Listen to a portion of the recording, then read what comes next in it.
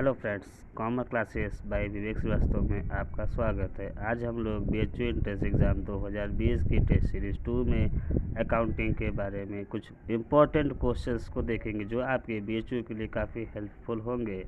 तो पहला क्वेश्चन, वित्तीय वर्ष 2017-18 के दौरान केंद्र सरकार के संदर्भ में निम्न में से किसका जीडीपी के प्रतिशत के रूप में सर्वाधिक रहने का अनुमान है? पहला ऑप्शन राजस्व घाटा, दूसरा प्रभावी राजस्व घाटा, तीसरा प्राथमिक घाटा और चौथा है राजकोषीय घाटा। तो इसमें से चौथा ऑप्शन राजकोषीय घाटा सही है। आगे बढ़ते हैं अपने नेक्स्ट क्वेश्चन की ओर। अगला प्रश्न है, किस तिथि को श्री अरुण जेटली द्वारा वर्ष 2017-18 का केंद्रीय बजट लोकसभा में पेश किया गया?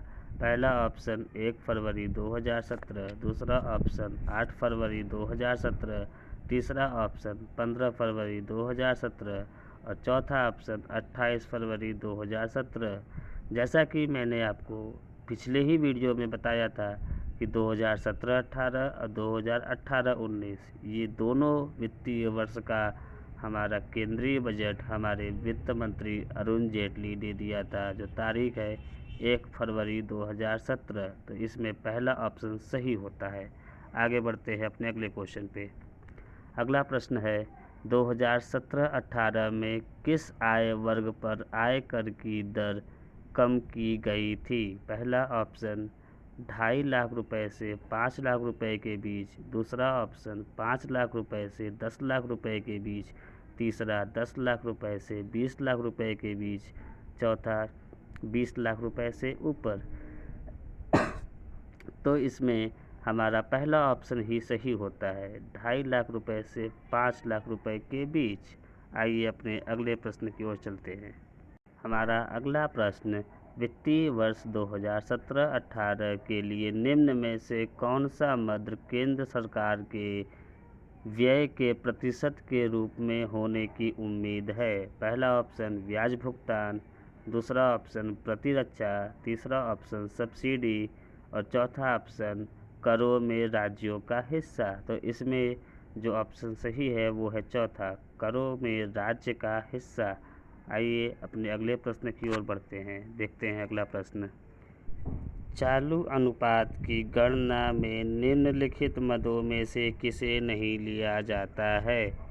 पहला ऑप्शन विविध लेनदार, दूसरा ऑप्शन विविध देनदार, तीसरा फर्नीचर और चौथा बैंक ओवरड्राफ्ट। तो चालू अनुपात वह अनुपात होता है जो एक वित्तीय वर्ष के अंतर होता है।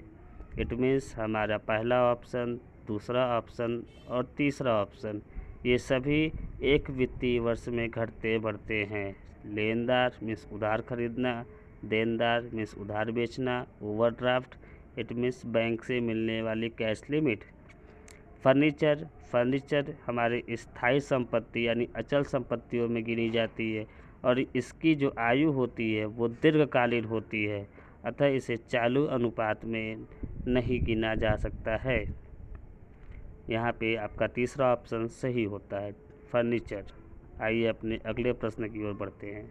निम्नलिखित में से कौन सा परिचालन व्यय नहीं है? कार्यालय व्यय, पहला ऑप्शन, दूसरा ऑप्शन ब्याज, तीसरा ऑप्शन विक्रय ऊपरी व्यय और चौथा ऑप्शन डाक व्यय। इसमें से कार्यालय व्यय, विक्रय ऊपरी व्यय और डाक व्यय इसे हम अपने ऑपरेटिंग एक्सपेंसेस में ले जाते हैं। ऑपरेटिंग एक्सपेंसेस में हमारे सभी इनडायरेक्ट एक्सपेंसेस होते हैं, जबकि इंटरेस्ट ये हमारे ऑपरेटिंग एक्सपेंसेस का खर्चा नहीं है, अतः यहाँ पे हमारा दूसरा ऑप्शन ब्याज सही होगा। आइए अपने अगले प्रश्न की ओर बढ़ते हैं।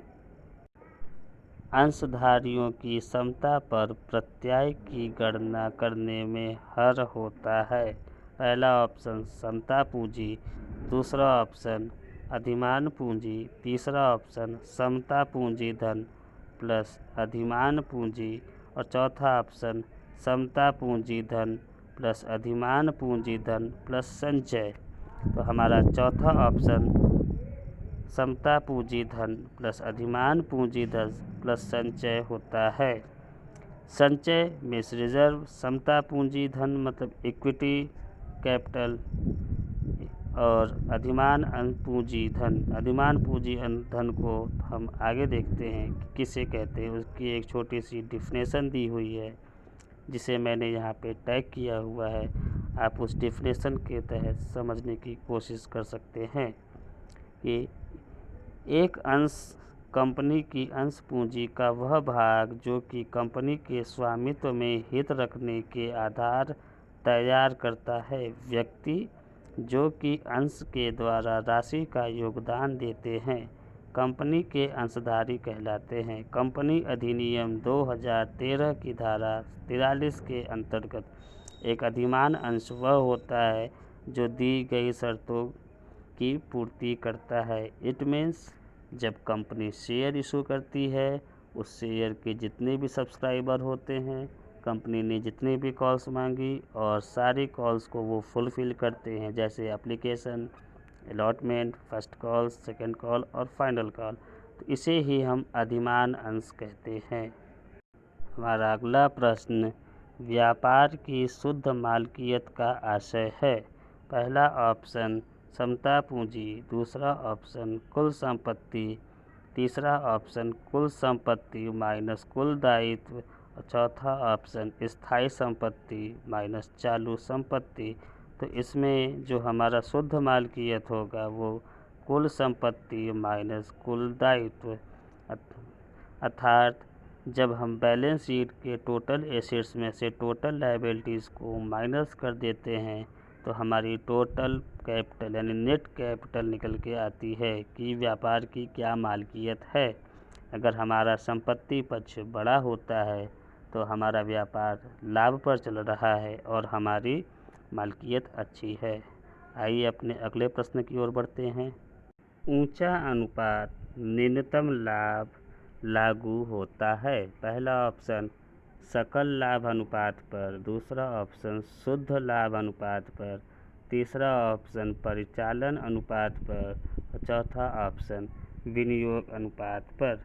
तो इसमें जो हमारा ऑप्शन सही है वो है तीसरा, परिचालन अनुपात पर।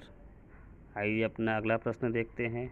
अगला प्रश्न दिया है अंश का नामांकित मूल्य 10 रुपये, जारी किए गए अंशों की संख्या 10,000, कुल शुद्ध लाभ 20,000 रुपये, दिया गया लाभांश 10% प्रति अंश अर्जन क्या है। पहला ऑप्शन 1 रुपये, दूसरा ऑप्शन 2 रुपये, तीसरा ऑप्शन 3 रुपये और चौथा ऑप्शन 0। इसमें हमसे इक्विटी पर शेयर का प्राइस पूछ रहा है, यानी हमें कुल अंशों की संख्या से कुल लाभ को डिवाइड कर देना है। यहाँ आप देख सकते हैं प्रति अंश अर्जन बराबर कुल निर्गमित अंशों की संख्या बटे कुल शुद्ध लाभ। इट मीन्स निर्गमित अंशों की संख्या 20,000 और शुद्ध लाभ 10,000। 20,000 को 10,000 से डिवाइड किए तो 2 रुपये। इट मीन्स हमारा ऑप्शन सही होता है 2 रुपये। आइए अपने अगले प्रश्न की ओर बढ़ते हैं। हमारा अगला प्रश्न है शुद्ध विक्रय को औसत देनदारों से विभाजित करने पर प्राप्त होगा। पहला ऑप्शन एसिड जांच अनुपात, दूसरा ऑप्शन विक्रय पर प्रत्यय अनुपात, तीसरा ऑप्शन परिचालन अनुपात और चौथा ऑप्शन देनदार आवर्त अनुपात। तो इसमें हमारा चौथा ऑप्शन सही है, देनदार आवर्त अनुपात। देनदार आवर्त अनुपात क्या होता है, इसे हम कुछ डिफिनेशंस के साथ समझते हैं। तो डिफिनेशन, तरलता अनुपात ये वे अनुपात होते हैं जो एक संस्था की अल्पकालीन शोधन क्षमता या वित्तीय स्थिति की माप करते हैं। इन अनुपातों को आवर्त अनुपात भी कहा जाता है क्योंकि ये उस गति की ओर संकेत करते हैं जिस पर संपत्तियों के विक्रय के रूप में आवर्त या फेर होता है, जैसे देनदार आवर्त अनुपात या स्कंध आवर्त अनुपात।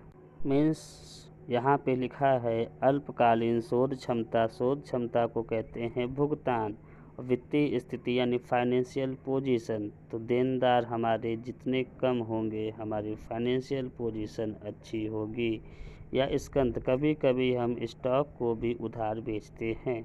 आइए अपने अगले प्रश्न की ओर बढ़ते हैं कि कार्यशील पूंजी में परिवर्तनों का विक्रय किसकी सहायता से बनाया जाता है।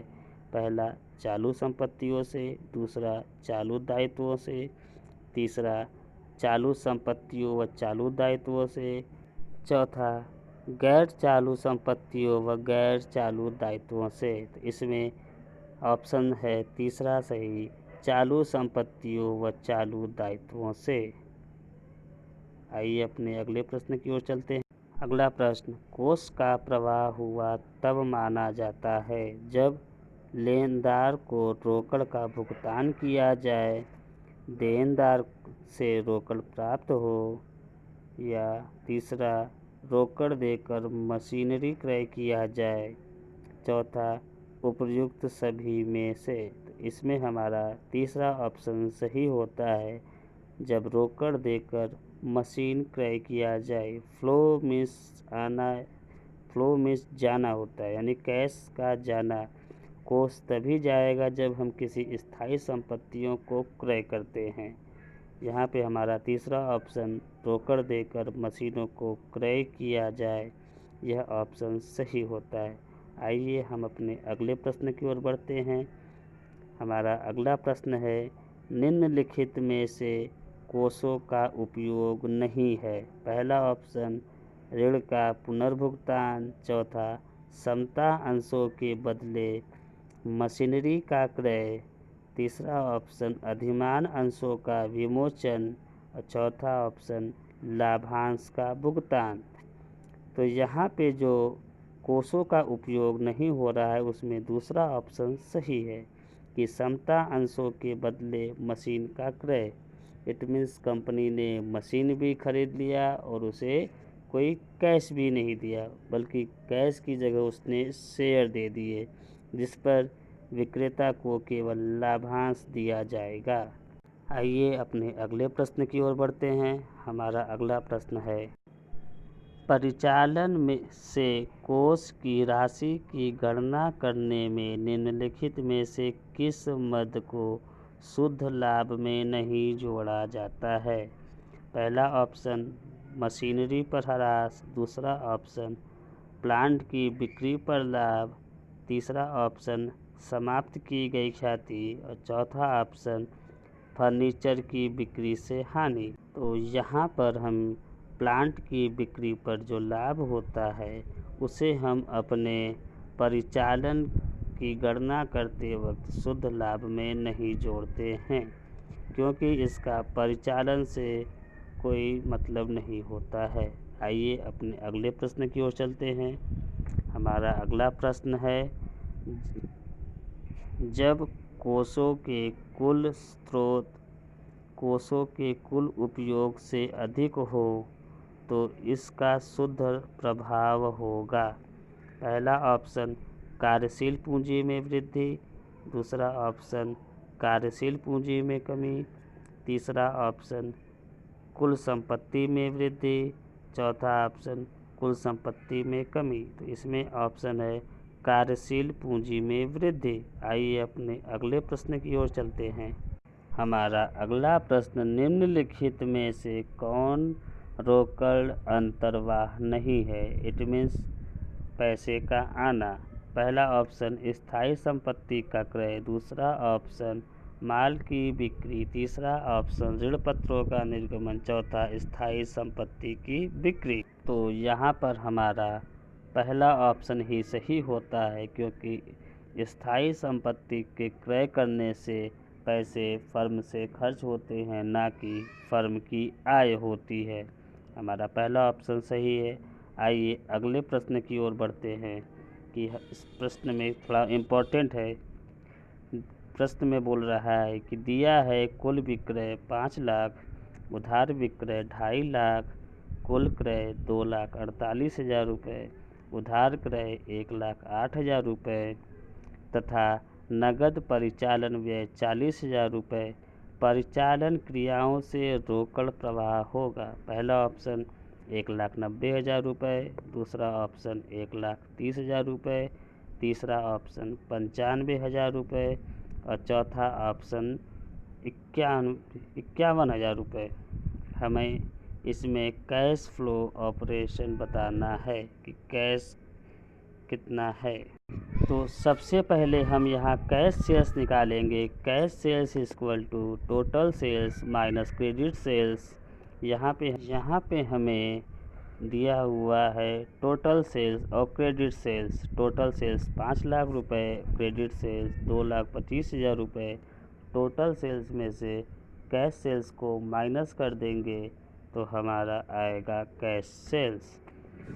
अब हमें इसी तरह कैश परचेज निकालना हुआ है। Cash purchase equal to total purchase minus credit purchase. Total purchase है 2,48,000 और कैश क्रेडिट परचेज है 1,08,000 रुपये। माइनस कर दिए तो आया 1,40,000 रुपये। कैश फ्लो का फार्मूला होता है कैश सेल्स माइनस ब्रैकेट में cash purchase plus operating expenses. 2,75,000 plus bracket में 1,40,000 प्लस 40,000। इट मीन्स 1,40,000 और 40,000 को ऐड करके 2,75,000 में से माइनस करेंगे तो कैश फ्लो आ जाएगा। यहाँ पे हम देख लेते हैं कि कैश परचेज हमारा है कि कैश फ्लो 2,75,000 में से हमने 1,80,000 माइनस किया तो आंसर आया 95,000। अतः हमारा तीसरा ऑप्शन सही होता है। अपने आखिरी प्रश्न की ओर बढ़ते हैं। निम्नलिखित में से कौन सा गैर रोकड़ व्यय का उदाहरण है? पहला ऑप्शन ह्रास, दूसरा ऑप्शन मजदूरी तथा वेतन, तीसरा ऑप्शन टेलीफोन व्यय और चौथा ऑप्शन प्रशासनिक व्यय। इसमें दूसरा, तीसरा और चौथा ऑप्शन ये हमें कैश में देना होता है, अतः हमारा ये रोकड़ व्यय है और जो गैर रोकड़ व्यय है वो है हमारा पहला ऑप्शन ह्रास। तो फ्रेंड्स, आप लोगों ने आज लगभग 30 क्वेश्चन करीब अटेम्प्ट किए। कल 12, अपने पिछले वीडियो में मैंने 12 क्वेश्चन अटेम्प्ट किया था, आज 12 से आगे बढ़े हैं। ये सभी क्वेश्चंस आपके लिए वेरी वेरी इंपॉर्टेंट है, आपके आगामी BHU एंट्रेंस एग्ज़ाम में काफ़ी हेल्पफुल होंगे। कृपया आप लोग इस वीडियो को देखें, सब्सक्राइब करें और जिन लोगों ने इस वीडियो को नहीं सब्सक्राइब किया है सब्सक्राइब करें। Thanks for watching, please subscribe and follow this channel. Thank you.